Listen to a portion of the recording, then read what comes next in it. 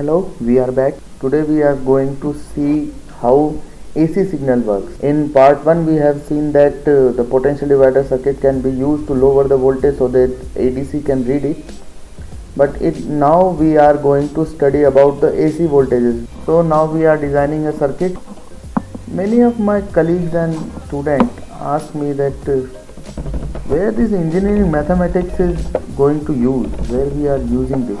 So here I am going to tell in this video that how engineering mathematics is used to design a circuit. Not all the engineering mathematics, but some part of engineering mathematics, that are Fourier transform. We are going to learn the Fourier transform. I am not going deep into Fourier transform. You can get basic knowledge of Fourier transform in a lot of ways. I am just focused here the use of Fourier transform. Okay, now we are at Spice editor and AC magnitude is 310 volts. Just stick with me right now. Okay, and annotate the system. Annotate. Now let's run the simulation.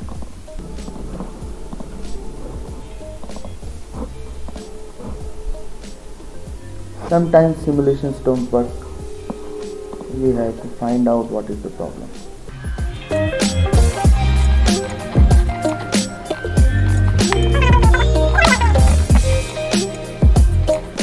Okay, this AC magnitude is used for AC analysis, but not the transient analysis. We need transient analysis, and the transient analysis where DC offset is 0, amplitude is 310 volts, frequency 50 Hz, delay 0 and damping factor 0. Later I will tell what is this delay and damping factor. You have must heard the term Laplace transform. These are from there. We will learn Laplace transform also later on. Let's run the simulation once again.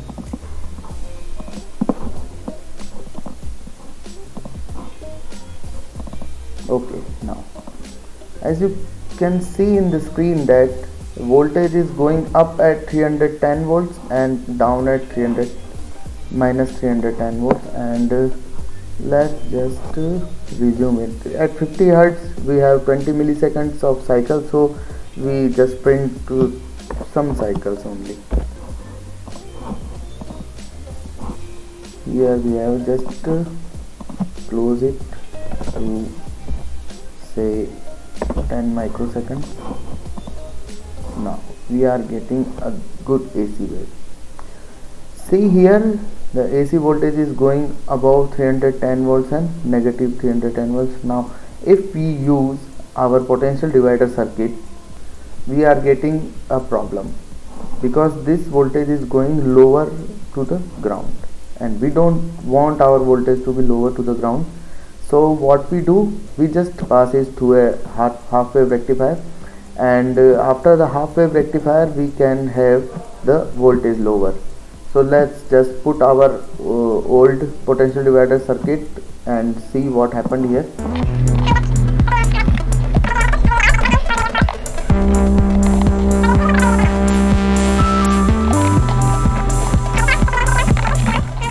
Same potential divider circuit which we are using in the previous video.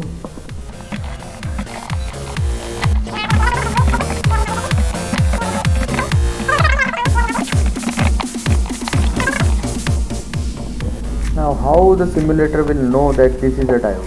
For doing this, we add a library to it. Press E, go to edit spice model. It is showing that it is a diode, but it doesn't know what to do with this diode. Okay, so we just select a file. I will link this file at the description so that you can use this diode.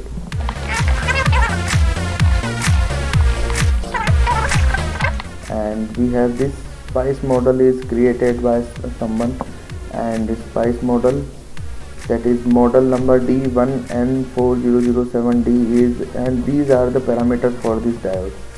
The simulator actually knows what a diode is, but we have to pass some parameters to it, and what are these parameters we will talk later if we have a video on PN junction diode and its engineering aspects. But right now We have a 1007 N4007 diode, and we can just put it here and run the simulation. If we have VAC, V in, OK, and V out. See, there is a negative peak because in the SPICE model of diode the pins are reversed, so I have to choose another.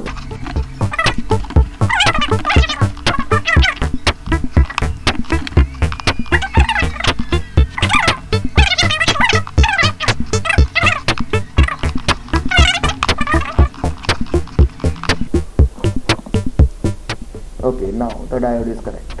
Okay, now the green voltage is the output of half wave rectifier, and red one is the input voltage. We don't need the red one, so just delete it. And now we have input voltage to our potential divider, and the output is V out. Okay, so here we have V out, and it's very small, so just remove the V in. Then see 450 millivolt peak. Okay, so just right click, show cursor, and we can see the peak as 452 millivolts, and here we are getting the half wave rectified AC signal. We want to measure the RMS voltage from this, but from the fact we know that if pure sine wave, we can determine its RMS voltage by its peak voltage. So what is its peak voltage? So we have to determine its peak voltage, but this is a system where the voltage is varying too much, so we need a output which is directly proportional to either its RMS value or its peak value or maximum value. So how can we do this? To do this, we have a tool known as Fourier transform, and by using Fourier transform we can determine how its frequency response is, and by the frequency response we can have its filter we need to do this. Okay, and see, there is a one thing. See, this line is not clipping at the, it is not zero actually. This is the forward bias curve of a diode. See, diode is not like a shut valve. It has its own VI characteristics. In next session of this video, we will learn how these things are worked. Okay, let's move to the Fourier transform. Now we are going to have a glimpse of what is a Fourier transform. Now this omega is the angular frequency of a signal, how often the signal is rotating. So I just want that a system can be represented in the frequency domain, so we can develop filter so that the unwanted frequencies are pass off from the system. How the filter works and how to design the filter, we leave it right now. Right now we are concerned only as the frequency domain of, let's just define the system as f of j omega is equal to, you are seeing this latex generator. I will put a link of this generator in the description, you can find out there. See, latex is a very good language for producing a scientific document. I use this to generate the company documents and all the documents I need. So here we are generating an equation, that is f of j omega is equal to integral from 0 to infinity e raised to power minus j omega t, and integral is to be performed with respect to t. So this is the function to generate a Fourier transform. Now from omega we can see that how which frequencies are present in this system. A pure sine wave will present only one frequency, so we use another tool to plot these systems, and we have a tape to do this. Octave is another very powerful tool.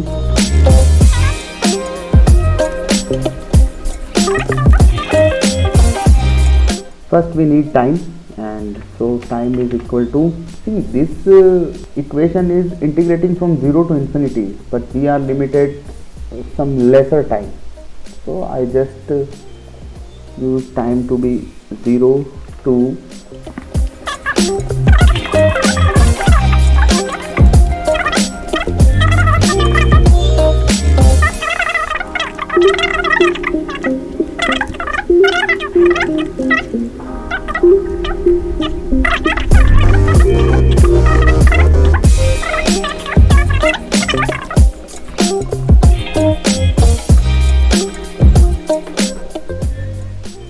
here we have sine wave of 10 seconds.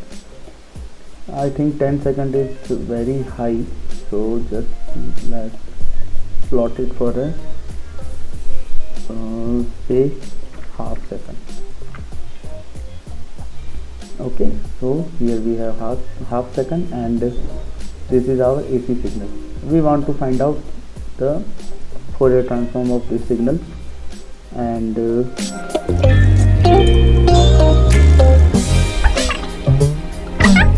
now we have our time signal.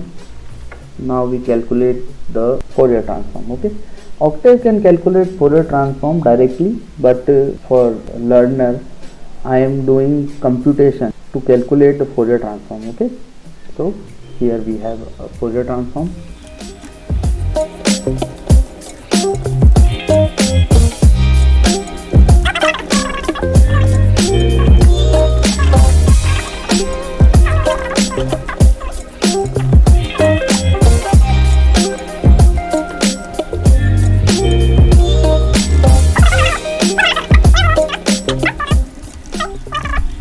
From the first principle of integration, all the integration can be expressed as the sum where limit of dt tends to 0. But in the computer system, we can use our first principle of integration to sum the system. Okay, so we have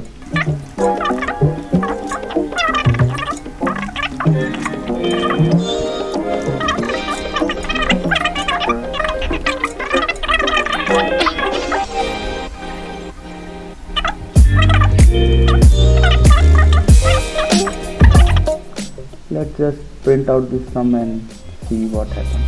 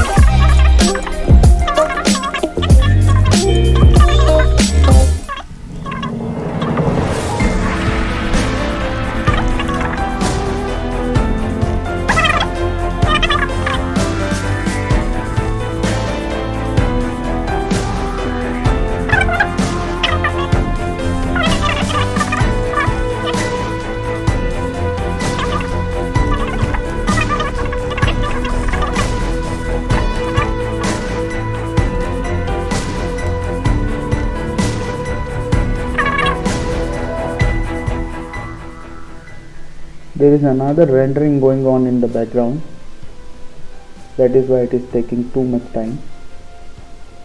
We can directly use the FFT function of this Octave, and in next I am going to use that FFT directly.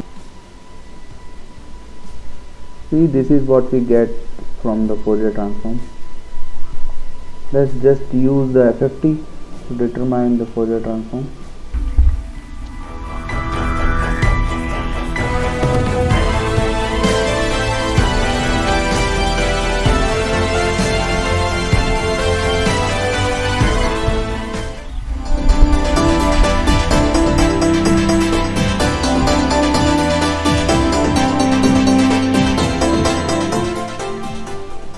See, here we have a Fourier transform.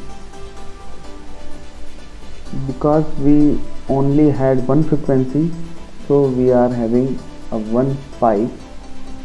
If we integrate from 0 to infinity, we will get a spike here, that is delta Dirac impulse function.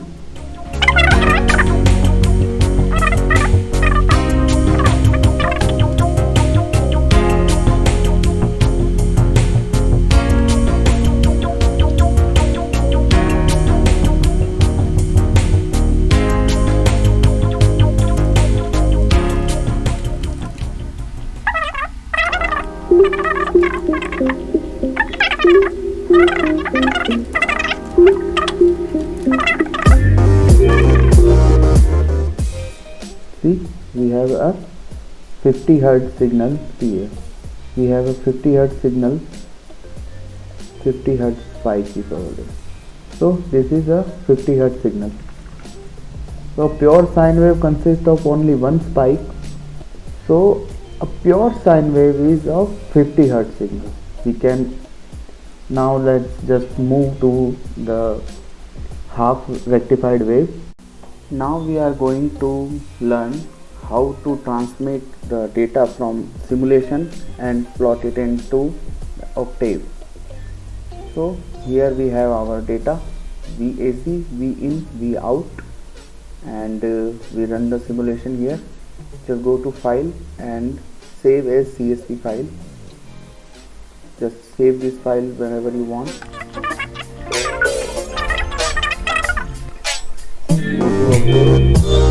And there is a function DLM read. So here is we have our AC signal.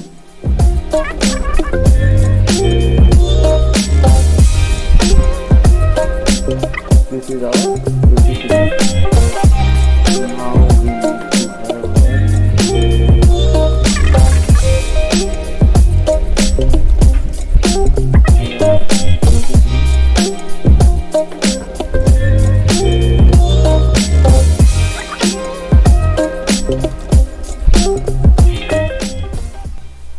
now we see the signal, and the signal is looking exactly what we have seen in the simulation. And now we are going to deduce their FFTs so that we can see their spectrum. Okay, now for the plotting of spectrum we need frequency f. So just we need sampling frequency.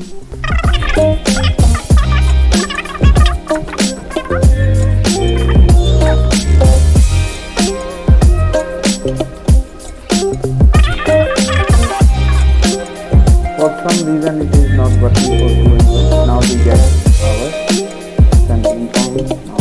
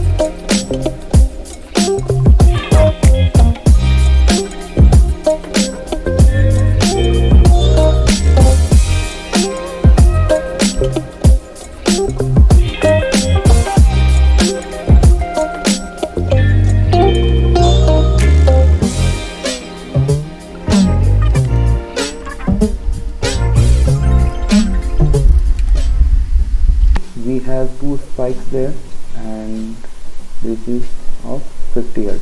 Okay, so this is a pure sine wave, and we know this is a pure sine wave because we have generated this sine wave from our simulator. Okay, so now just calculate the FFT for our input signal. Okay, in V in or V out the FFT will be same, because we only care about how much there is data in the signal in spectral domain. We don't care about the amplitude right now, so we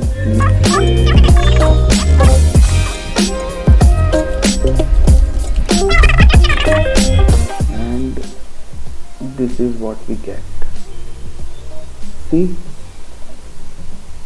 there are harmonics of these values over there and they are decreasing. Let's just plot this signal into logarithmic scale so that we can see what is value. Now see, there is a difference. Here we have a value at 0 Hz. Okay, so we can see that there is a DC component now, but where in this figure we are not getting any DC component. At 0 frequency the value is 0. There is only one frequency here. Okay, now let's just plot these into logarithmic value.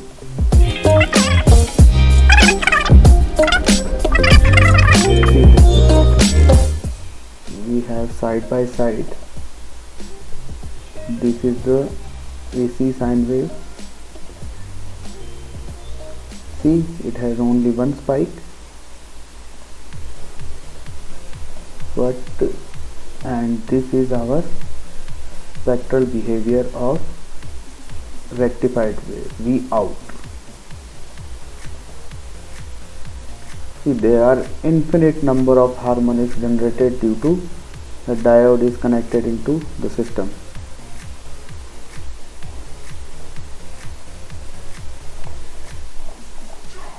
There is a DC component, then there is a harmonic at 50 Hz.